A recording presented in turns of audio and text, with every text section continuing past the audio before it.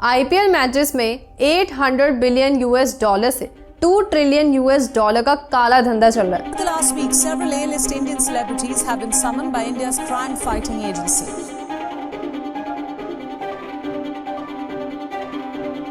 जिसमें इन्फ्लुएंसर्स लाखों कमाने के लिए इलीगल बेटिंग प्लेटफॉर्म्स में नो जीएसटी 24/7 आवर्स पैसों को विड्रॉ करना जैसे प्लेटफॉर्म्स को प्रमोट कर रहे हैं। वो भी छोटी मोटी हस्ती नहीं बल्कि रणवीर कपूर, बादशाह, सुनील शेट्टी जैसे सेलिब्रिटीज भी शामिल हैं।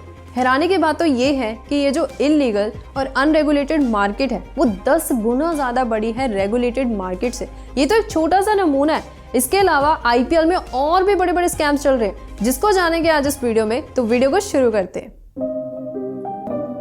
आईपीएल इंडियन प्रीमियर लीग जो कि भारत का प्रोफेशनल T20 क्रिकेट लीग है, इसके मैचेस बीसीसीआई मार्च और मई के महीने में कंडक्ट करवाता है। इसके पीछे ब्लैक मार्केट चल रही है जिसका नाम है बेटिंग। क्रिकेट की भाषा में बोले क्रिकेट सट्टा। ऑल इंडिया गेमिंग फेडरेशन के हिसाब से हर साल क्रिकेट सट्टा की वजह से 2 लाख करोड़ का नुकसान होता है, जैसे कि ODI matches, one day international cricket matches पर गेम 200 मिलियन यूएस डॉलर का सट्टा लगता है। इसको समझने के लिए हमें डिफरेंस पता होना चाहिए game of skill versus game of chance. Game of chance जैसे कि नाम से पता चल रहा है, यहाँ पर हमारा जीतना या हारना हमारे लक के ऊपर डिपेंड करता है, ना कि हमारी नॉलेज पर। वहीं पर गेम ऑफ स्किल में हम अपनी एक्सपर्टीज और नॉलेज का इस्तेमाल करते हैं गेम को जीतने के लिए। ऐसा इसीलिए क्योंकि भारत में स्पोर्ट्स बेटिंग करना इलीगल है, पर फिर भी 2012 में बेटिंग मार्केट की वैल्यू 3 लाख करोड़ की थी। जिसके बाद FICCI ने सोचा कि क्यों ना इस इंडस्ट्री को रेगुलेट करके इससे टैक्सेशन और बिजनेस इनकम बनाई जाए, जिसकी शुरुआत ऑनलाइन फैंटेसी स्पोर्ट्स गेम से होती है, जिसको सुनते आई नो आपके माइंड में सिर्फ एक ही नाम आ रहा है, ड्रीम 11, जो कि आईपीएल टाइटल स्पॉन्सर, यूनिकॉर्न और अपनी इंडस्ट्री में 90% का मार्केट शेयर ओन करता है। उसी के जैसे और भी बहुत सारी कंपनीज जैसे माई 11 circle, lotus 365, fair play, 1xBet, 10 क्रिक और भी सारी कंपनीज जो हैं एग्रेसिव एड्स करती चली आ रही है। पर कंपनी शायद ये बात भूल चुकी है कि अगर वो एप्स गेम ऑफ चांस के अंडर आती हैं तो वो फिर भी भारत में इलीगल है। इस बात को जानते हुए भी काफी सारे सेलिब्रिटीज, टीवी एक्टर्स और इन्फ्लुएंसर्स इन एप्स को प्रमोट करने में लगे हुए हैं। The last week, several A-list Indian celebrities have been summoned by India's crime-fighting agency, the Enforcement Directorate, all in relation to this app, the Mahadev app. This includes big names: actor Ranbir Kapoor, actress Shraddha Kapoor, Huma Qureshi, Hina Khan, and comedian Kapil Sharma. उनको ना ये बात भूलनी नहीं चाहिए कि 2018 में legal framework बनाया गया था जिसके अकॉर्डिंग काफी सारे रूल सेट किए गए थे, जैसे कि कैशलेस ट्रांजैक्शंस पर एक लिमिट सेट कर दी गई थी और 2023 में टैक्सेस रेट्स को बढ़ाया गया था। जैसे पहले 28% जीएसटी थी, अब 28% जीएसटी के साथ साथ 30% टीडीएस भी सेट कर दिया गया। अब ये टैक्सेस कैसे काम करेंगे, अगर आप इंटरेस्टेड हो तो उस वीडियो का लिंक आपको आईटी पे मिल जाएगा, जरूर चेकआउट करना। जिसके बाद ना कंपनीज की रियलिटी सामने आती है कि वो ऑफशोर प्लेटफॉर्म्स का इस्तेमाल करके चैट ग्रुप्स और मैसेजिंग चैनल्स के थ्रू हम सब गेमर्स से गेम खिलवा रहे हैं। इसके एक एग्जांपल देती हूँ, फेयर प्ले एंड एपाबुक, जिसकी हमने आईपीएल के समय धड़ा एड्स देखी होंगी, पर अभी recently ministry of electronics and information technology ने इसको बैन कर दिया क्योंकि ये इलीगल रूट के थ्रू भारत में बेटिंग को प्रमोट कर रहे थे। और आज भी भारत में स्पोर्ट्स गेम में स्पेशली बेटिंग करना इलीगल है। ये क्या करते हैं, सबसे पहले हम सब प्लेयर्स को व्हाट्सएप पर जैकलीन, बादशाह और काफी सारे इन्फ्लुएंसर्स की वीडियोस और रील्स भेजते हैं ताकि हम उनसे इन्फ्लुएंस होके इनकी एप्स को इंस्टॉल करें, साइन अप करें, फिर हमें 2% बोनसेस जैसी चीजें भेजी जाती हैं ताकि हम इन गेम्स को फिर से खेलते रहें।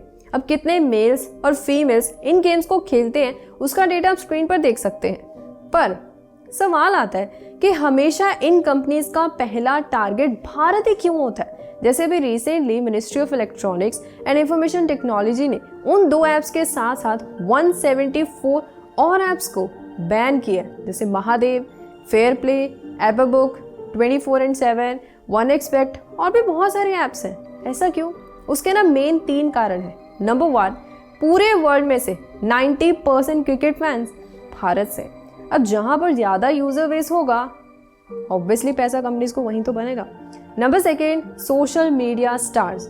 आज सोशल मीडिया में इतनी पावर आ चुकी है, आपको याद है वो स्टार्टअप वाला इवेंट जिसमें 1000 से भी ज़्यादा स्टार्टअप्स ने अपने पैसे गंवाए थे। सेम इम्पैक्ट गेमिंग एप्स में तो चल ही रहा है। Number 3, loss. बेशक सरकार रूल स्ट्रिक्ट कर रही है, नए नए लॉस ला रही है, पर जब घर का भेदी ही लंका ढाए तो ईडी ऑफिशियल्स ने अपने डिपार्टमेंट के 2 ऑफिसर्स जेपी सिंह और संजय कुमार को मनी लॉन्ड्रिंग केस के लिए आईपीएल में अरेस्ट किया। वो भी छोटी मोटी अमाउंट नहीं है, 2000 crore IPL betting, 3000 crore money laundering के लिए। इसी तरीके से पास में बहुत सारे स्कैम हुए। ललित मोदी स्कैम 2012 में 5 प्लेयर्स को अरेस्ट किया गया था। 2013 में स्पोर्ट फिक्सिंग के लिए राजस्थान रॉयल क्रिकेटर्स के 3 प्लेयर्स को अरेस्ट किया गया था। ये तो ऑनलाइन किस्से हैं, ऑफलाइन जानोगे तो हिल जाओगे। एक मीडिया रिपोर्ट के मुताबिक offline betting black market 100 billion US dollar की है, जो कि हर साल 7% से ग्रो कर रही है। फर्जी क्रिकेट लीग चलाकर रूस में बैठे लोगों को मैच फिक्सिंग में फंसाया गया। पूरी हिस्ट्री का आईपीएल का सबसे बड़ा स्कैम है, जो कि गांव में हुआ है। बताती हूँ क्या हुआ। कुछ गैंग के मेंबर्स ने रशियन गैम्बलर्स को ना फेक आईपीएल टूर्नामेंट्स दिखाए। हुआ क्या था कि सबसे पहले कुछ गैंग के मेंबर्स ने गुजरात के गांव में ना कुछ लेबरर्स को 400 रुपए देकर उनको Chennai super Kings, Mumbai Indians और गुजरात टाइटंस की जर्सी डलवाई और उनसे टूर्नामेंट्स खिलवा रहे थे। अब इस कैमरा की इस तरीके से सेटिंग की गई थी कि उनका फोकस जो है सिर्फ प्लेयर्स पर हो, ग्राउंड पर ना हो। फिर ग्राफिक्स का इस्तेमाल करके लाइव स्कोर वो अपने यूट्यूब चैनल आईपीएल पर दिखा रहे थे, ताकि रशियन गैम्बलर्स को ऐसा लगे कि ये मैच सच में हो रहा है। अब रशियन गैम्बलर्स बेटिंग करने के लिए उस गैंग ने जो टेलीग्राम चैनल बनाया था उस पर पैसे ट्रांसफर कर रहे थे, जिनकी वैल्यू INR में 3 लाख रुपए से भी ज्यादा की थी। अब ये टूर्नामेंट को हुए 3 हफ्ते से ज्यादा का समय हो गया, तब जाकर इस फेक आईपीएल के बारे में गुजरात पुलिस को पता चला। अब आप ये सोचिए कि जो रशियन गैम्बलर्स थे उनको आईपीएल के बारे में नहीं पता था, तभी वो इस झांसे में आ गए। अगर आप लोग भी ऐसे बिना स्पोर्ट को जाने उसमें बेटिंग करते हो तो इस स्कैम के बारे में दोबारा सोच लेना। टीम ने 3 लोगों को पकड़ा था, उनसे 24 टिकट बरामद हुए थे। 3 गुना कीमत पर इन्हें बेच रहे थे। इसके बारे में हम सब लोग जानते तो हैं, पर कभी भी किसी भी मीडिया हाउस ने इसको पब्लिकली एक्सपोज नहीं किया, जिसके बारे में तहलका ने एक स्टिंग ऑपरेशन के through black marketing, fake IPL ticket और भी काफ़ी सारी चीज़ें पता लगाई हैं। वैसे तो अगर हम मीडिया रिपोर्ट्स की बात करें तो नॉर्मली आईपीएल का टिकट प्राइस स्टार्टिंग में 3000 से 5000 के बीच में होता है। वही सेम प्राइस ब्लैक मार्केट में 2 लाख रुपए तक चला जाता है। इस केस में 5 लोगों का गिरोह था, जिनमें से 3 माइनर थे। वो क्या कर रहे थे, hotel, restaurant, bus stand, railway station पर आईपीएल के कॉम्प्लीमेंट्री पासेस सेल कर रहे थे, जिसपे लिखा हुआ था नॉट फॉर सेल। हर एक टिकट का प्राइस 15,000 रुपये था। अब ऐसा ही सेम केस 2010 में पकड़ा गया था, जिसमें से एक विमेन ने 50 से ज़्यादा कॉम्प्लीमेंट्री पासेस को सेल किया था। अब जब तहलका के रिपोर्टर्स ने उस पर्सन मुकुल से पूछा कि इस पास पर नॉट फॉर सेल क्यों लिखा हुआ है, तो उसने बताया कि ये जो पासेस हैं वो सिर्फ Delhi and district cricket association के मेंबर्स को ही दिए जाते हैं। शायद वो ये बात भूल चुके थे कि 2011 में दिल्ली हाई कोर्ट ने Delhi and district cricket association को एक रिस्ट्रिक्शन दी थी कि वो सिर्फ एक बार में 10,000 पासेस को ही प्रिंट कर सकते हैं, उससे ज़्यादा नहीं। पर उन लोगों के पास लाखों की तादाद में वो पासेस थे। इनफैक्ट इस ओवरऑल कॉन्वर्सेशन में तहलका के रिपोर्टर्स ने फेक आईपीएल टिकट और रियल आईपीएल टिकट के बारे में भी एक्सप्लेन किया। अगर आप इंटरेस्टेड हो तो मैं लिंक डिस्क्रिप्शन में दे दूंगी, ज़रूर रीड करना।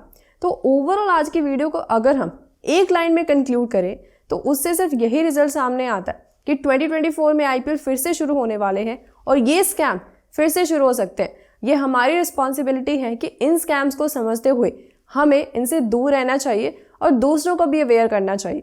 तो आज इस वीडियो में इतना ही। सोर्सेज का लिंक आप सब लोगों को डिस्क्रिप्शन बॉक्स में मिल जाएगा। Till then, thank you, bye bye.